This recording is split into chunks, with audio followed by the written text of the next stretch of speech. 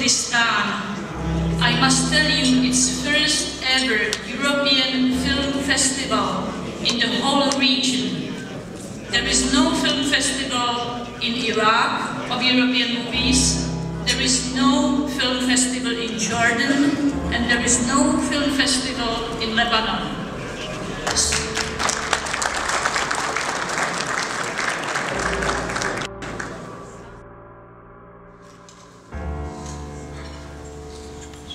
آماده‌بانی بەڕێز ئێوارەتان باش.